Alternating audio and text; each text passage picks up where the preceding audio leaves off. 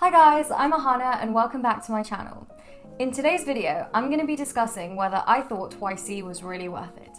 If that sounds good to you, then keep on watching. Now, just a quick disclaimer.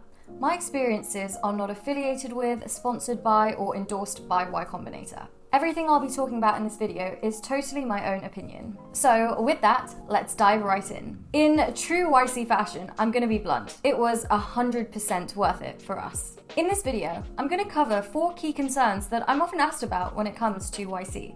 So without further ado, let's jump straight in. The first question. Is it worth giving away that much equity to Y Combinator? First and foremost, let's address what the YC deal is.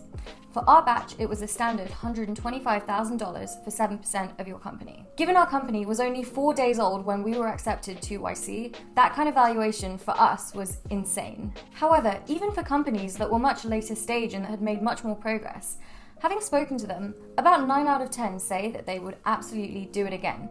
Not necessarily for the capital, but because of all the other benefits that Y Combinator can offer. And those benefits being, firstly, the network. YC will give you so much exposure to some incredible founders and mentors, and especially if you're a first-time founder who's really looking to build up your network in the startup space, Y Combinator is extremely valuable for that. The second benefit is the mentorship. YC have talks, they have panels, they have a bootcamp week where they really go through a lot of the fundamental startup concepts, which when you're an early stage entrepreneur and there is so much stuff to be done in all sorts of different areas, having that baseline guidance and structure and mentorship can be incredibly valuable. Another big benefit of YC are the deals that you get access to. So as I mentioned, you get the standard 125k of investment, but you also get access to a plethora of other deals which can make your legal, accounting, taxes, hiring, compliance way cheaper and way easier. And another benefit to YC is the branding. Now, I would equate this with having an Ivy League on your CV. YC is not going to guarantee success, just as going to a top university doesn't mean that you've made it, but it can help with the branding and the optics. The second question I'm often asked is YC still good when it's remote? In my opinion, yes. The pros is that it's cheaper, you don't have to relocate to San Francisco, you don't have to pay for rent, it's less effort, you don't need to figure out accommodation and getting around San Francisco, and if you're good at working remotely, you get so much more work done. I would say that the biggest downside on the remote batches are that you miss out on some of the fun. And what I mean by that is for the in-person batches, there'd be dinners, there'd be other opportunities to just really get to know your batchmates and your partners, which I think with most companies, remote working does make it harder to build those social connections, but I would argue that it is absolutely possible to do so. Another downside is the fact that you're not going to bump into investors or other entrepreneurs when you're just out and about, which you may well do if you do fly over to San Francisco for YC. That said, I would say that the downside of not organically meeting people that way,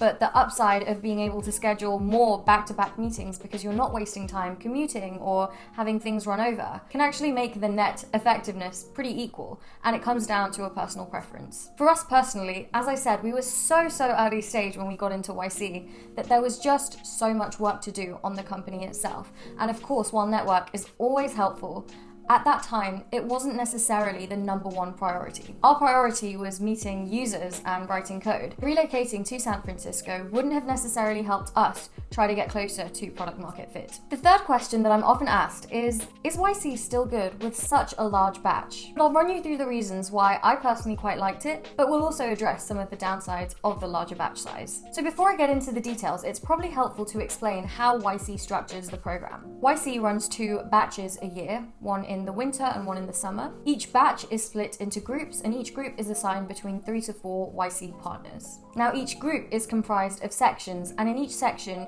you'll have around 3 or 4 other companies in a similar space to you. You meet with your section and your immediate group partners every week. And in addition to that, there are weekly group talks and weekly batch talks. So there's a lot of opportunity to learn as much as you want. And you can also message your partners on Slack or request an office hour with them pretty much at any time. So the batches are larger, but so is YC. As they have grown and scaled, they also have brought on more group partners such that each startup actually gets enough attention from the partners. The partners are actively thinking about and talking about you with other partners and seriously go out of their way to help you. Despite how large the batches are, Your partners know exactly what's going on with your company and are there to support you. You tend to also form really strong relationships with those in your immediate section, as you're meeting with them every week, having long, detailed conversations about the ins and outs of all of your companies. You can also get paired up for weekly coffee chats with anyone in the batch, and that's another great opportunity to meet so many people. However, for me, the biggest downside of the larger batch size was when it came to demo day. Because there are so many companies and demo day is now so long, I personally felt like some of the investors didn't really pay attention